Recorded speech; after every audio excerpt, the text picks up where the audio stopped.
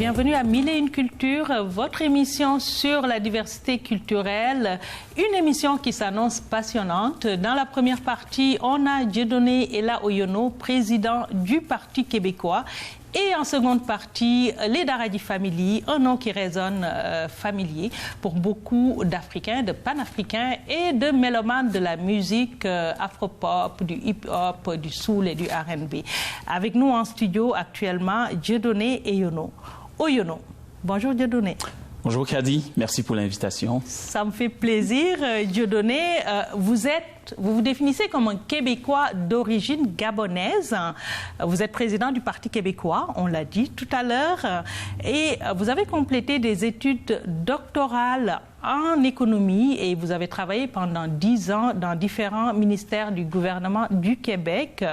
Et vous avez aussi fondé votre compagnie, un organisme en fait, Afrique-Canada Opportunité. J'imagine un organisme qui sert un peu de pont entre l'Afrique et le Canada. Tout à fait. Voilà. Et vous êtes actuellement chef d'équipe au service de développement économique de la ville de Montréal et chargé de cours à l'École des sciences de la gestion de l'UQAM. Tout un CV, hein, Dieudonné. Écoutez, ça fait quand même 20 ans que je suis au Québec, donc j'ai eu le temps de toucher à beaucoup de choses. Là, j'enseigne à l'université, je travaille à la ville et je m'occupe tant bien que mal. C'est une charge importante de la présidence du Parti québécois avec une équipe. C'est ça l'objet de mon invitation aujourd'hui. Oui. Alors, j'espère qu'on aura l'occasion d'aller un peu plus en profondeur sur ces sujets-là. Absolument. C'est sûr qu'on aura l'occasion d'aller en profondeur pour parler de votre présidence au niveau du Parti québécois. Un parti qui vous tient à cœur, un pays qui vous tient à cœur, parce que vous avez écrit un livre, Comment tomber en amour avec son nouveau pays. Tout à fait. Voilà. En fait, le Québec m'a accueilli, m'a donné la possibilité de faire tout ce que vous avez nommé au début. Je trouve ça important. C'est une marque de reconnaissance parce qu'on entend beaucoup parler de ce qui va moins bien au Québec. Je trouvais que c'était très important, une voix discordante qui vient dire aussi que des choses vont bien. Puis je suis pas le seul qui le dit. Il y a probablement des centaines de Québécois, de nouveaux Québécois qui ont vécu la même expérience que moi. Et ce que je souhaite, ce qu'on souhaite tous ces gens-là, c'est que les expériences soient plus intéressantes pour tout le monde. Bref, le Québec, c'est pas le paradis. Il nous reste du travail à faire. Et moi, par exemple, en tant que président du Parti québécois, je travaille beaucoup sur le succès des immigrants parce que je pense qu'on a toutes les ressources qu'il faut pour donner l'occasion aux gens qui nous rejoignent de construire ce pays-là, mais aussi de les accompagner pour qu'ils soient des citoyens à part entière qui réussissent leur intégration, notamment en emploi. OK. Mais comment on passe, mettons, d'un profil doctoral en économie, ce qu'on appelle communément un technocrate, à un politicien à la tête du Parti québécois? Je lis votre profil, puis des fois je me dis, mais qu'est-ce qu'il vient faire dans cette galère? Galère politique, nationaliste, une minorité. En fait, c'est une très bonne question. Moi, je suis quelqu'un de pragmatique. Je pense que si j'ai appris quelque chose en Amérique du Nord, c'est de passer à l'action. Et quand on observe ce qui se passe au Québec depuis des années, on peut choisir d'être spectateur. Moi, j'ai choisi d'être un acteur. Et pour avoir travaillé au gouvernement pendant plusieurs années, je sais que malgré tout ce qu'on peut dire des politiciens, qui sont les mêmes, ça ne changera pas, il reste qu'à la fin de la journée, ce sont des femmes et des hommes qui prennent des décisions. Et ces décisions-là ont un impact sur nos vies. Et moi, je ne voulais pas les subir. Je voulais être un acteur. Et je me dis, être un citoyen à part entière dans un pays, c'est aussi s'impliquer politiquement. C'est ça un peu qui motive mes différents engagements au Québec. OK. Mais pourquoi avoir choisi le Parti québécois? On sait que c'est un parti souverainiste. Donc, vous êtes pour l'indépendance du Québec. Un projet que vous connaissez avant de venir au Québec? Un projet que je ne connaissais pas, que j'ai appris à connaître avec les années. Et je vous dirais que ce qu'on appelle au Québec la révolution tranquille, c'est quelque chose qui a besoin d'un nouveau souffle, d'un second souffle. Ça a donné des résultats, mais là, je pense qu'on est dans une espèce de statu quo, de cul-de-sac où ça prendrait quelque chose d'autre pour aller plus loin. Et je crois que le Parti québécois porte un projet qui est pour l'ensemble des Québécois et qui peut justement nous permettre de donner ce second souffle-là. C'est pour ça que j'ai choisi ce parti. Je partage les valeurs de ce parti-là et je crois honnêtement que quand on regarde la position du Québec en Amérique du Nord, une société francophone, on a besoin de prendre nos propres décisions nous-mêmes et c'est justement ce projet-là que porte ce parti. Dieudonné, moi, quelque chose que j'appréhende pas souvent, c'est quand on me parle de valeurs. Vous savez, les valeurs québécoises et les valeurs du Parti québécois. C'est quoi ces valeurs-là? Nommément, c'est quoi? Ce sont des valeurs universelles, égalité hors-femme, le fait de dire que l'équité, la solidarité, le respect de l'environnement, donc ce sont des valeurs que nous partageons au Québec, la laïcité aussi, la laïcité de l'État et des personnes qui incarnent le pouvoir au sein de l'État québécois. Donc, tout ça fait partie de l'ensemble des valeurs québécoises. OK, des valeurs universelles, tout à fait. En d'autres termes, quoi. Qui ne sont pas nécessairement les mêmes partout, je pense notamment à l'égalité entre les hommes et les femmes, mais qui est très chère au Québec comme valeur. D'accord. Et si on revient au Parti québécois, un parti qui est quand même qui a traversé des soubresauts au cours des années, plusieurs chefs se sont succédés. Vous êtes actuellement en pleine course pour la chefferie. Est-ce que c'est un parti facile à manager? Parce que quelque part, comme président, vous avez des décisions à prendre. J'imagine que c'est collégial, mais est-ce que c'est une galère ou c'est une bande d'amis? En fait, moi, j'ai une équipe, on est une équipe, et ce qu'on a réussi à faire, c'est qu'après le 1er octobre 2018, où on a connu une défaite, on s'est relevé les manches, puis on a dit qu'est-ce qu'on fait avec ce parti-là, qui est très important dans l'échiquier politique au Québec. Et on a changé nos statuts, donc on a donné plus d'agilité au parti. On veut que nos militants partout au Québec soient moins dans les réunions, davantage sur le terrain. Je ne dirais pas que c'est un parti facile, parce que les gens ne nous jugent pas nécessairement comme les autres formations politiques, parce qu'on porte un idéal. On est là pour nos convictions. On n'est pas là nécessairement pour le pouvoir de gouverner une province, mais on veut gouverner un État. Donc, c'est pas facile, mais avec les gens qui sont autour de la table, les différents présidents au niveau des territoires et au niveau local, je dirais que moi, j'ai ce travail-là, plus de militants à faire. Et ce travail est facile pour moi parce que moi, j'aime ça les gens, j'aime ça échanger. Le travail se fait sur le terrain. Et on espère qu'avec tout ce qu'on est en train de mettre en place, le dernier morceau, c'est le prochain chef du parti. On va être capable, en tout cas, on va être prêt pour l'élection de 2022. OK. Quand vous parlez de contact militant, est-ce que... comment vous êtes accueilli comme président du parti? Je vous dirais sincèrement que c'est une question que se poserait toute minorité. Le Parti québécois a un lourd passif quand on pense à la loi sur la laïcité. Les minorités ethniques voient souvent le Parti québécois comme un parti nationaliste anti-immigrant. Et on voit que vous êtes Gabonais, vous n'êtes pas né au Québec. Non. Et vous êtes à la tête de ce parti-là. Donc, un mythe qui s'effondre quelque part. Oui, c'est un parti nationaliste. Je pense que les Québécois et Québécoises, notamment des différentes origines, ont intérêt à connaître. Parce que nous, on n'a pas joué dans les dernières années dans ce que moi j'appelle du clientélisme, pour montrer aux gens que vous êtes important pour nous, vous comptez pour nous. Moi, je connais le parti de l'intérieur.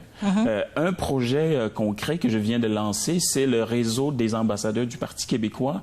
Donc, c'est l'ensemble des membres du parti qui sont nés à l'étranger ou qui sont nés ici, mais de parents qui sont venus de l'étranger, qui ont décidé en fait, qu'on a sollicité pour qu'ils soient sur le terrain et qu'ils parlent en notre nom. Donc, ça va être des ambassadeurs. Le Parti québécois regorge de tous ces talents-là, mais que les gens ne connaissent pas à l'extérieur. C'est pour ça que les gens, parfois, sont surpris de me voir comme président, parce qu'on n'arrive pas président dans un grand parti comme ça par hasard. C'est parce qu'il y a du travail. C'est parce qu'on travaille avec les gens. Avant le confinement, moi, j'étais parti dans le Bas-Saint-Laurent, à Rimouski, à Rivière-du-Loup, et j'ai été très bien accueilli. J'ai fait 2 rencontres militantes.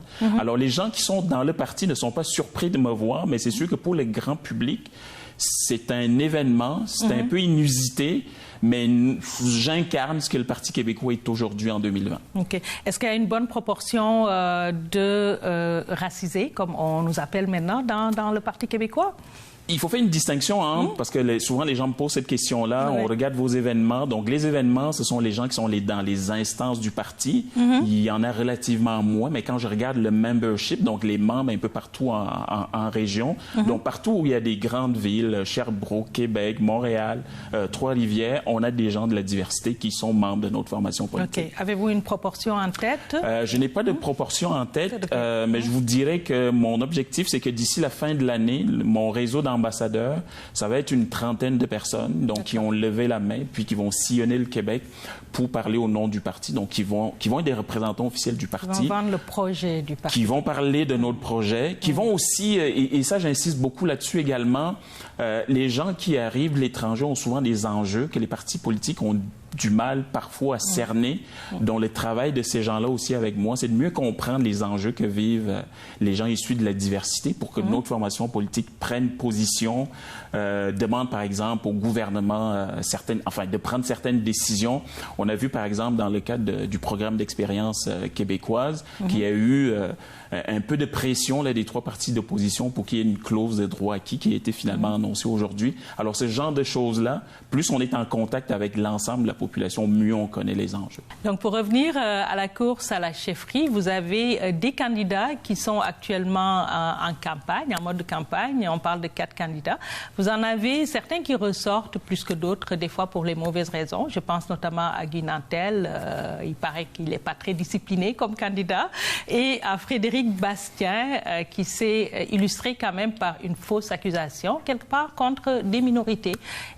Comment vous arrivez à gérer tout ça? Puis vous n'avez pas peur que si une des personnes arrive à la tête, que ça soit un travail pour rien? Pas vraiment, parce que dans le Parti québécois, d'habitude, on attendait qu'un chef arrive avant de faire le programme. Là, on a fait les choses à l'envers. Donc, à Trois-Rivières, en novembre 2019, ce qu'on a fait, c'est qu'on a adopté, l'ensemble des militants qui étaient là, une déclaration de principe qui dit clairement c'est quoi le Parti québécois et qu'est-ce qu'on veut faire. Donc, les valeurs dont je vous ai parlé au début font partie de cette déclaration-là. Et l'autre chose qui est claire dans la déclaration, c'est ce qu'on veut, c'est pas gouverner le Québec-province, c'est fonder l'État du Québec. Et on a 4 candidats qui ont parfois des positions divergentes sur certains enjeux. Je pense notamment à celui de l'immigration, mais qui sont quand même reliés ensemble avec un seul objectif, celui de dire le Québec, nous, on veut que ce soit un pays. Donc, ça, c'est l'ADN du Parti québécois. Et ces gens sont candidats parce qu'ils y croient, parce qu'ils vont y travailler. Donc, quelle que soit la personne qui va être élue, donc qui va être chef, on ne va pas dévier de cette trajectoire-là qui est de proposer à l'ensemble des Québécois notre projet qui est l'indépendance du Québec. OK. Mais on sait bien qu'au Québec et au Canada aussi en général, le chef de parti est important. C'est l'image du parti qui va décider les gens qui ne sont pas membres peut-être à voter parce que juste avec vos membres, c'est sûr qu'on ne gagne pas une élection. Le fait d'avoir des figures polarisantes, est-ce que c'est quelque chose qui ne va pas nuire au Parti québécois? Moi, supposons que, en fait, ce que je dirais très sincèrement, c'est que le chef est très important dans un parti parce que c'est lui le leader, c'est lui qui monte la voie. Mais cette voie, on l'a déjà tracée. Et pour ce qui est de la prochaine élection, par exemple, c'est sûr que nous, on a une proposition qui va être sur la table. Donc, oui, on a des enjeux. En fait, on a des positions différentes par rapport aux autres formations politiques sur certains enjeux. Mais il reste que nous, ce qu'on propose aux Québécois, c'est une alternative. Et quelle que soit la personne qui va être élue, ça ne changera pas. Okay. Alors, je ne pense pas. Ça va être aux militants de décider. Moi, je suis président de la course, donc je regarde les 4 candidats, je travaille avec eux, puis les militants vont choisir qui va être élu. Mais une fois que la personne va être là, on va travailler ensemble pour gagner la prochaine élection. Okay. C'est ça, en fait, c'est ce sur quoi moi je travaille présentement. OK. Puis les projets que vous portez, j'imagine l'indépendance est en premier plan.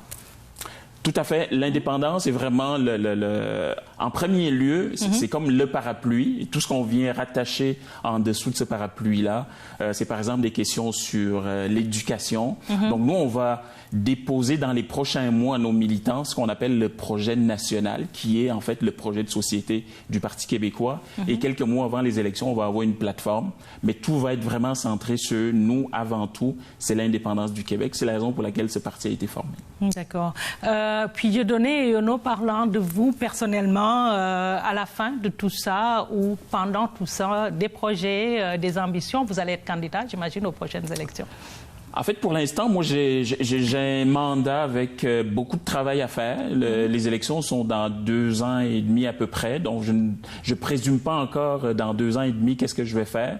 Moi, ce que je veux réussir, c'est le virage que le parti a fait, de se recentrer sur l'indépendance, de terminer la course à la chefferie en tant que président de la course. Puis une fois que tout ça va être fait, de travailler avec la commission politique pour déposer le projet de société, qui est le projet national. Puis quand tout ça va être derrière nous, on va être probablement proche des élections. À ce moment-là, je regarderai ça va être quoi mon rôle. Mais présentement, je n'ai pas de projet au-delà de cette échéance-là. D'accord.